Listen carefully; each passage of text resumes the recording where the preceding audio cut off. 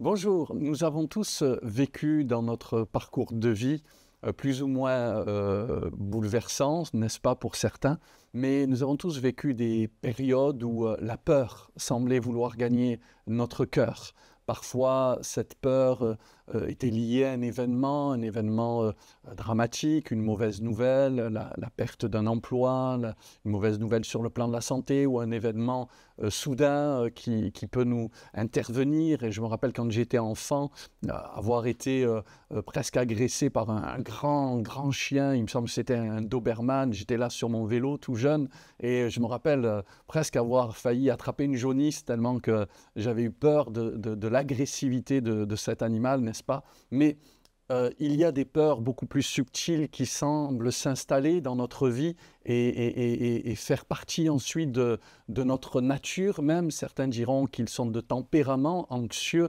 Il y a comme un fond qui est là, qui est installé, une peur sous-jacente en permanence. Qu'est-ce qui va m'arriver, etc., etc. Et on peut même avoir un rapport avec le Seigneur, avec Dieu lui-même, un rapport basé sur la peur, une crainte maladive de Dieu, non justifiée d'ailleurs, qui est le résultat d'une méconnaissance de qui est Dieu, puisque la Bible dit que Dieu est amour et que l'amour parfait bannit la crainte. Et d'ailleurs, la Bible dit encore que la première des peurs que l'homme a connues fut la peur de Dieu. Adam dira, lorsqu'il a péché, il dira à Dieu lui-même, « J'ai eu peur ». Car je me suis caché c'est la raison pour laquelle il s'est caché derrière les arbres du jardin de l'Éden. Alors, j'aimerais voir avec vous quelques pensées importantes, me semble-t-il, pour vaincre ces peurs qui peuvent intervenir dans notre vie. Je crois que la première façon de vaincre la peur, c'est de vivre une vie dans la foi. La foi est vraiment l'antidote de la peur. La foi ne fait pas bon ménage avec la peur et elle conquiert nos peurs, la foi. J'aime cette parole du Seigneur Jésus dans Matthieu chapitre 8, verset 27. Jésus leur dit « Pourquoi avez-vous peur, gens de peu de foi ?» En réalité, dans cette question sur le pourquoi de la peur, Jésus est en train de donner la raison de la peur. Pourquoi avez-vous peur, gens de peu de foi? La peur était le résultat d'un manque de foi. Ils n'avaient pas suffisamment de foi en Dieu, de foi en Jésus, de foi en sa parole. Alors Jésus se leva, menaça les vents et la mer, et il y eut un grand calme. Je crois que Jésus voudrait vous dire aujourd'hui, n'ayez pas peur. Je suis capable de ramener le calme au milieu de la tempête. Ayez, vous dit Jésus, la foi en moi. Ayez la foi en ma parole. La parole de Jésus est fiable et vous n'avez pas à craindre. Ce que sa bouche dit, sa main l'accomplit. Il n'est pas un homme pour mentir. Jésus peut vous donner par la foi la capacité de vaincre la peur. D'ailleurs, vous êtes appelés à être guidés par la foi et non par la peur. Marchez par la foi et non par la peur. La peur vous paralysera, la peur vous empêchera de vivre la vie dont vous rêvez. La peur vous empêchera d'entreprendre, d'aller, alors que la foi, eh bien, c'est une grâce de Dieu. Les gens de foi accomplissent des choses qui semblent même parfois impossibles. Peut-être que Dieu demande à quelqu'un de déménager par la foi. Peut-être que Dieu vous demande de vous engager dans un projet par la foi. Alors ne laissez pas le géant Goliath de la peur vous paralyser matin et soir, mettre dans votre cœur des paroles négatives, des pensées négatives,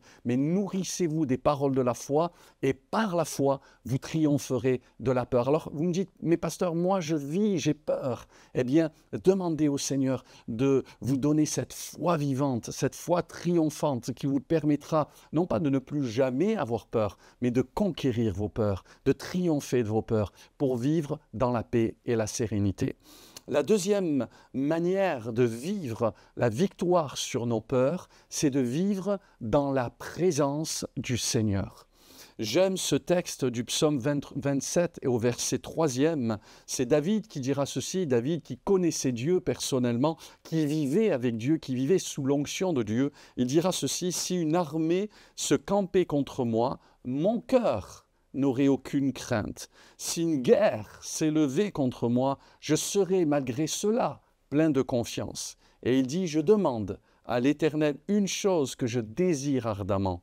Je voudrais habiter toute ma vie dans la maison de l'Éternel pour contempler la magnificence de l'Éternel et pour admirer son temple. David était un homme de la présence de Dieu. David était un homme qui aimait la maison de Dieu, qui aimait aller dans sa maison pour le rencontrer. Et voyez-vous la clé pour vaincre nos peurs. Même si une armée se dressait contre lui, David dit, eh bien, pourvu que je sois dans ta présence, je triompherai de la peur, je triompherai de l'insécurité. La présence de Dieu, c'est un feu qui consume la peur. Je vous encourage à chercher la présence de Dieu. La première des choses que David a faites, ça m'a toujours marqué, lorsqu'il est devenu roi officiellement, il s'est occupé de l'arche de la présence de Dieu, alors qu'on ne s'en était pas occupé du temps de Saül, le roi déchu, qui vivait dans l'insécurité, la peur, la colère et l'orgueil. Mais David était un homme qui aimait la présence de Dieu. Et l'arche est bien entendu le symbole de la présence de Dieu qui se situait dans la troisième partie du tabernacle, dans le lieu très saint. Alors aujourd'hui, si tu veux vaincre tes peurs, vis une vie de foi, et vis une vie dans la communion de la présence de Dieu. Le Seigneur est là, il t'attend dans le secret de ta chambre, il t'attend également dans sa maison. La Bible dit qu'il est doux pour des frères de demeurer ensemble. C'est là que Dieu déverse une onction spéciale, corporative, pour libérer les hommes et les femmes de leur anxiété, de leur peur et de leur donner une vie de joie et de foi. Sois béni et vis par la foi et non par la peur.